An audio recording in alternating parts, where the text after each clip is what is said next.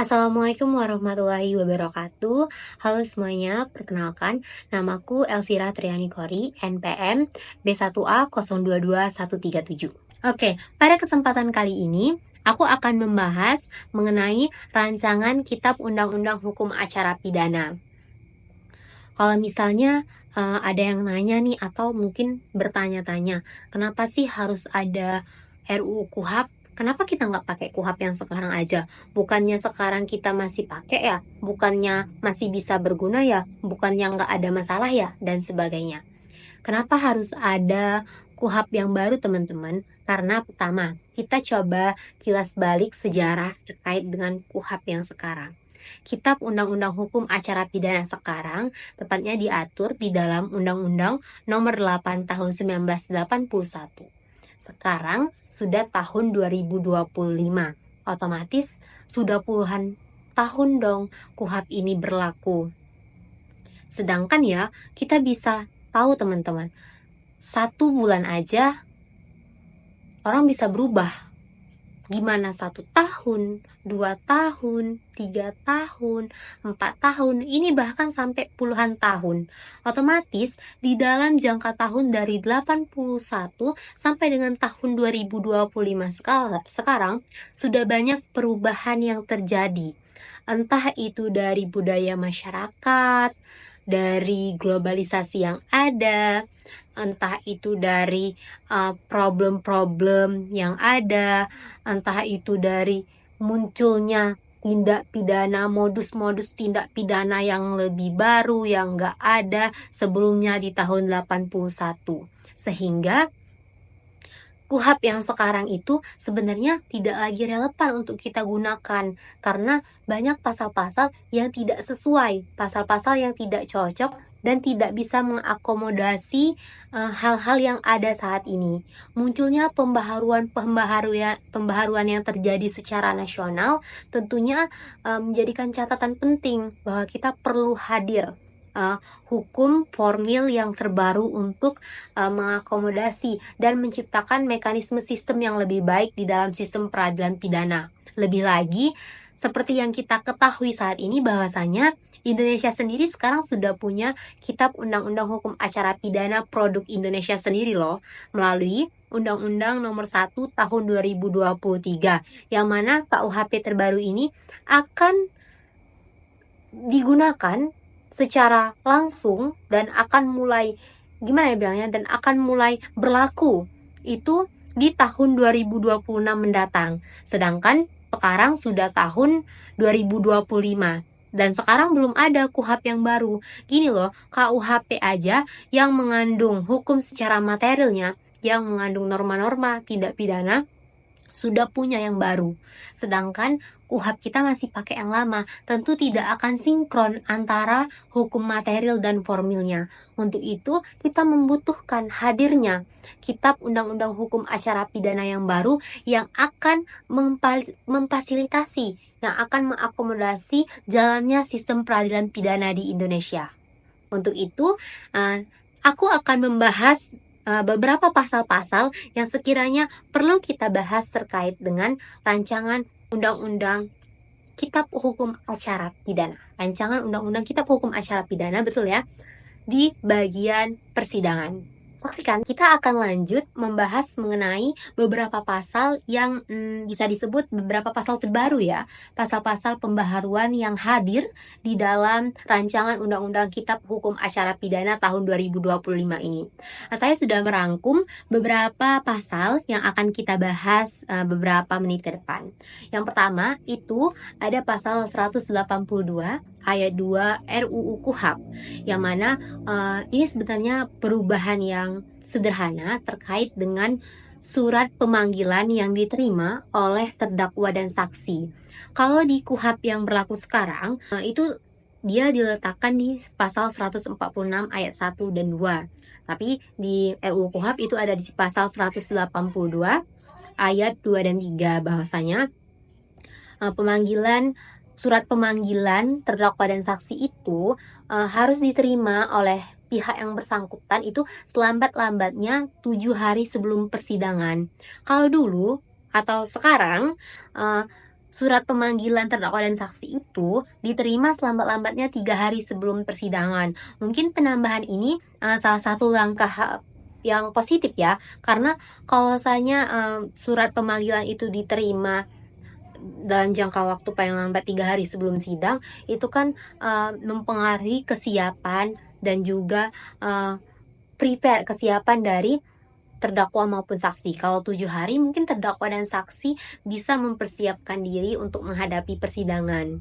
Karena kan apalagi kalau saksi ya, saksi itu biasanya kalau mereka dipanggil untuk ikut sidang, kalau saksi biasa itu akan merasa takut, bingung, kira-kira aku harus ngapain, aku harus bilang apa di persidangan. Nah, kalau 7 hari, dia mungkin dia bisa mengontrol rasa takutnya tadi, dia bisa mempersiapkan diri dengan lebih baik ketika dipanggil di persidangan. Oke, kemudian selanjutnya ada di pasal 188 RUU KUHP ayat 2. Nah, kita bahas dulu mungkin sebelumnya ya, karena agak susah kalau bahas yang baru susah kalau bahas yang baru terus bahas lagi yang lama. Jadi kita bahas dulu yang lama. Nah, kalau lama itu diatur, bisa teman-teman cek di pasal 152 ayat 1 KUHP. Nah, ini mengatur terkait dengan wewenang pengadilan negeri. Jadi, dalam hal nih, pengadilan negeri itu menerima surat limpahan perkara dari pengadilan negeri yang melimpahkan perkaranya, terus dia ngecek kalau ternyata perkara ini termasuk wewenang pengadilan negeri tersebut. Nah, itu yang berwenang adalah ketua pengadilan. Ketua pengadilan itu menunjuk langsung hakim yang akan menyidangkan perkara tersebut, dan hakim yang ditunjuk tadi menetapkan hari sidang. Jadi dia langsung ditunjuk, hakim tadi ditunjuk langsung dari ketua pengadilan. Oh, kamu ya yang nanti bakal menyidangkan perkara itu.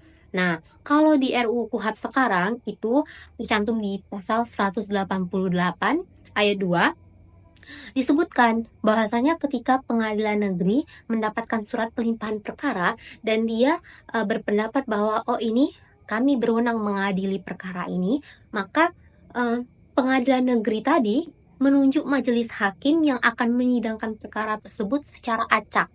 Nah, ada perbedaan kan? Kalau yang sekarang itu dia ditunjuk langsung oleh ketua pengadilan. Nah, kalau yang terbaru nanti dia nggak ditunjuk secara langsung, tapi akan secara acak. Cuman sampai dengan detik ini penunjukan secara acak tadi tidak dijelaskan secara komprehensif. Apakah secara acak tadi terserah semau-maunya pengadilan negeri, atau memang pakai metode terbaru kayak kalau kita kan mungkin di spin kan, ini namanya Elvira, Angga, dan lain-lain gitu kan, terus di spin, kamu ya jadi majelis hakimnya. Kita nggak tahu karena itu tidak diatur secara komprehensif lebih lanjut di dalam RUU KUHP. Kemudian di pasal 192 di pasal 191 ayat 2 ini terkait dengan pengaturan mengenai persidangan elektronik. Sebenarnya ini salah satu pembaharuan yang luar biasa ya, karena memang betul ini udah tahun 2025 bro, kita udah butuh hal-hal yang modern kan, dan juga membutuhkan kalau bisa elektronik, kalau bisa secara online, kenapa tidak, itu bisa sesuai dengan prinsip ya, efisien kan, kita bisa efektif dan efisien. Tapi sebenarnya pengaturan sidang elektronik ini juga terdapat kendala ya, karena mungkin belum dipertimbangkan terkait dengan kenyataan yang ada saat ini, bahwasanya Indonesia sendiri minim fasilitas ketersediaan mengenai audiovisual, lemahnya jaringan internet. Gimana kalau yang pengadilan negerinya ya jaringan internetnya kurang kan, terus sampai pun dengan ketiadaan akibat hukum terhadap putusan yang didasari pada proses pemeriksaan dengan kondisi dengan kondisi jaringan maupun fasilitas audiovisual yang buruk. Jadi ketika diputuskan melalui online, tapi ternyata pengadilan negeri tadi internetnya jelek, atau terdakwa dan korban ini jaringan sidang saat sidang tuh jelek kan. Nah itu kan uh, gak ada hal yang jelas kan, gimana nanti, apa harus pengulangan atau bagaimana. Kemudian juga di dibahas di bagian prinsip sidang terbuka untuk umum. Nah, sebenarnya kayak gini ya guys, kalau sidang elektronik itu kan pasti yang kita bayangkan hingga detik ini, terutama saya bayangkan ya, kalau sidang elektronik dia itu menggunakan Zoom atau Google Meet, gak mungkin video call kan. Zoom, Google Meet, nah itu paling mungkin pengadaan sidang elektronik. Sedangkan kan prinsip sidang itu kalau dia perkaranya yang bersifat terbuka, sidang harus bersifat terbuka untuk umum. Umum ini siapa yang nonton sidang mereka gitu loh. Karena kan pasti yang punya tautan link ataupun yang tahu sidang ini diadakan di Zoom ya pihak pengadilan, majelis hakim, pihak terdakwa dan juga pihak korban. Berarti kan kalau orang halayak banyak, halayak umum kesulitan untuk mengakses sidang elektronik tadi, sidang online tadi. Nah itu sebenarnya yang jadi catatan mengenai pelaksanaan sidang secara elektronik. Tapi patut kita apresiasi guys, karena ini merupakan salah satu kemajuan terkait dengan pembaharuan yang ada ya. Dan juga proses sidang elektronik ini seharusnya tidak dijadikan alasan ya untuk melimitasi akses publik, yang mana secara khusus keluarga korban maupun terdakwa untuk berada dalam platform komunikasi audiovisual guna menyaksikan jalannya persidangan. Itu tadi seperti yang saya sampaikan. Kalaupun memang ternyata bakal ada sidang kayak gini, ya akses untuk umum itu tidak boleh dibatasi. Karena ya orang umum sebagaimana prinsipnya ya, sidang itu kan terbuka, jadi tidak boleh dibatasi. Selanjutnya ada pembahasan mengenai restoratif justice. Ini salah satu pembaharuan yang cukup signifikan ya, membawa angin segar mungkin untuk mekanisme penyelesaian perkara yang ada syarat-syaratnya bisa dilakukan secara restoratif justice. Di beberapa pihak ada yang pro dan kontra terkait dengan penerapan RJ ini. Kalau di pihak pro, ya mereka menyampaikan kalau hadirnya restoratif justice ini secara eksplisit di dalam KUHP, itu secara tidak langsung akan memudahkan dan juga mengefisiensikan waktu yang ada ya. Karena kalau misalnya ternyata di antara pihak korban dan juga pihak terdakwa mencapai kesepakatan yang diawasi secara legal ya oleh penuntut umum dan pihak-pihak yang bersangkutan, dan mereka mencapai kesepakatan, nah otomatis ini tidak akan dibawa lagi ke sistem peradilan pidana, atau ini tidak akan dibawa lagi dan tidak akan dilanjutkan di dalam persidangan, sehingga tentunya ini akan memangkas waktu-waktu yang ada dan juga jadi membuat pekerjaan pengadilan kan berkurang, karena pastinya banyak kasus-kasus yang menumpuk dan yang harus diselesaikan. Jadi hadirnya LG ini ya menurut mereka ini salah satu pembaharuan yang cukup bagus gitu. Dan juga LG ini merupakan adopsi dari konsep hukum adat ya, yang namanya penyelesaian secara musyawarah dan mufakat. Tapi di sisi kontra, banyak yang menyampaikan kalau hadirnya restoratif justice ini akan menimbulkan lemahnya pengawasan terhadap kasus yang sedang terjadi. Karena mereka menilai kalau sekiranya terjadi RJ antara pihak korban dan juga pihak terdakwa, takutnya akan ada intimidasi-intimidasi yang hadir, dan juga takutnya musyawarah dan mufakat yang dicapai itu bukan atas kemauan kedua belah pihak, tapi hanya kemauan salah satu pihak. Balik lagi, proses tadi sebenarnya memerlukan pengawasan dari pihak-pihak yang memang dia paham terkait dengan mekanisme restoratif justice. Sehingga catatan penting untuk hadirnya restoratif justice di KUHP, harus ada penentuan kalau memang dia harus melakukan uang perdamaian itu dibuat maksimal lah, jangan sampai itu membebankan pelaku dan dia tidak bisa, secara kondisi ekonomi dia tidak bisa membayarnya. Jadi lebih baik dibuat lagi mengenai norma-norma yang mengatur terkait dengan bagaimana mekanisme RG itu terlaksana. Selanjutnya kita membahas terkait dengan pasal 253 ayat 3 RUU KUHP. Nah, di ketentuan pasal 253 ayat 3 RUU KUHP ini tertulis bahwa setiap orang yang berada di sidang pengadilan dilarang mempublikasi proses persidangan secara langsung tanpa izin pengadilan. Mungkin kalian bertanya-tanya, emang ini merupakan suatu pembaharuan ya? Bukannya selama ini memang kalau kita mau video, kita mau siaran langsung, kita mau mempublikasikan secara langsung, bukannya kita memang harus izin ya? Nah, mungkin teman-teman bertanya, apa pembaharuan yang hadir di dalam pasal ini? Oke, kita bedah sedikit demi sedikit. Konsekuensinya bahwasanya ayat 4 ini di pasal yang sama mengatur lebih tegas apabila siaran langsung tetap dilakukan tanpa izin pengadilan, maka pelaku bisa diproses hukum pidana. Mungkin jauh sebelumnya melalui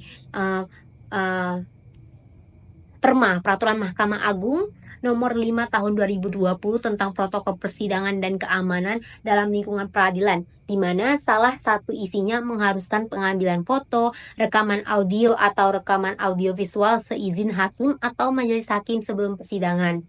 Akibatnya, pelanggaran aturan ini dianggap sebagai bentuk penghinaan terhadap pengadilan atau contempt of court, sebagaimana diatur di dalam pasal 4 ayat 6 junto pasal 7 Perma RI nomor 5 tahun 2020.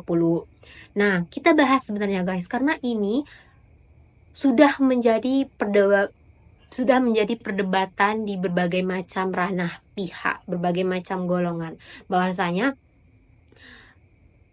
aspek penyiaran persidangan yang telah diatur oleh peraturan Mahkamah Agung, kemudian secara substansi dinyatakan lagi secara eksplisit di dalam pasal 253 ayat 3 Rancangan Kitab Undang-Undang Hukum Acara Pidana ini justru akan melegitimasi penghambatan fungsi vital pers. Fungsi vital pers dalam menjalankan kerja-kerja jurnalistiknya dalam menyampaikan informasi kepada publik. Tadi kan sempat saya sampaikan ya, bahwasanya kalau persidangannya emang terbuka untuk umum, tidak ada hal yang bisa melegitimasi untuk pelarangan partisipasi dan juga pelibatan dari publik. Ya bagaimanapun seperti yang kita ketahui, kehadiran jurnalis dalam aktivitas persidangan ini bukanlah semata-mata meliput dan mendokumentasi, tetapi merupakan implementasi dari keterbukaan informasi, transparansi, dan jaminan hak publik untuk mengakses keadilan. Hal ini juga sejalan dan seamin dengan semangat yang ditanamkan di pasal 4 ayat 1 Undang-Undang Nomor 40 Tahun 1999 tentang pers yang secara tegas menjamin kemerdekaan pers, termasuk memberikan hak kepada pers nasional untuk mencari, memperoleh, dan menyebarluaskan gagasan serta informasi kepada publik. Nah, pasal ini justru sangat kontroversial karena mengapa? Kita sedang mengamati adanya pergeseran prinsip yang mana terjadi secara tak langsung, bahwasanya persidangan tadi yang semestinya terbuka untuk umum menjadi persidangan yang terbuka dengan persetujuan. Dari keadilan yang bisa diakses untuk semua orang, kini menjadi keadilan yang dibatasi. Kenapa saya sampaikan seperti itu? Tadi prinsipnya bahasanya kita harus pengadilan yang terbuka ya, ada transparansi, keterbukaan informasi. Kalau misalnya harus berdasarkan izin, ini justru menghambat dan menyulitkan pers tadi. Sejatinya ya, kalaupun memang ternyata melalui siaran langsung tadi akan mengakibatkan kegaduhan publik, maka itu bisa di-stopkan langsung kan. Tetapi yang namanya siaran langsung itu kan tidak akan mengganggu proses persidangan karena alat elektronik yang mengamati sidang dan gak ada yang ngomong, gak ada yang akan mengganggu karena ya elektronik cukup mendokumentasikan secara langsung. Jadinya ya tadi, yang mana keterbukaan akses yang harusnya bisa diakses secara umum, pengadilan yang terbuka untuk umum, malah menjadi pengadilan yang terbuka dengan persetujuan. Itu catatannya teman-teman. Jadi peletakan pasal 253 ayat 1 pasal 253 ayat 3 RKUHP ini jelas-jelas ya melanggar prinsip dari kebebasan pers dan kemerdekaan pers. Jadi harusnya tidak ada pengaturan seperti ini di dalam RKUHP, dan juga ini sudah menjadi kontroversi di berbagai macam pihak dan harusnya menjadi catatan untuk para pembuat kebijakan apakah ini sebenarnya layak dimasukkan atau tidak. Itu saja terkait dengan pembahasan mengenai pasal-pasal yang ada di dalam RUU KUHP. Jadi teman-teman, kesimpulannya, kehadiran Kitab Undang-Undang Hukum Acara Pidana yang baru itu sangat dibutuhkan, mengingat kita juga sudah punya KUHP baru dan KUHP yang saat ini berlaku tentunya tidak mengakomodir secara menyeluruh mengenai pasal-pasal yang ada di dalam KUHP lama, dan juga ada beberapa pasal yang sebenarnya tidak lagi relevan untuk digunakan di masa sekarang. Namun meskipun perubahan RUU KUHP ini kita perlukan, kita tetap harus mengawal dan juga kita tetap harus melihat dan mengkritik apabila itu perlu, karena itu akan menjadi catatan-catatan bagi para pembuat kebijakan mengenai pasal-pasal yang nantinya akan mereka resmikan dan akan mereka sahkan, sehingga tidak ada kerugian yang akan dialami oleh masyarakat, dan juga pentingnya partisipasi dari teman-teman semuanya untuk melihat tentang proses rancangan Kitab Undang-Undang Hukum Acara Pidana ini. Meskipun ini sangat dibutuhkan, bukan berarti pengesahannya harus terburu-buru kan. Masih ada waktu untuk kita memahami dan menggali lebih dalam mengenai pasal-pasal yang saat ini tengah dibahas di dalam RUU KUHP. Untuk itu, sekian dari saya. Terima kasih telah meluangkan waktunya. Saya akhiri. Wassalamualaikum warahmatullahi wabarakatuh. Sampai jumpa.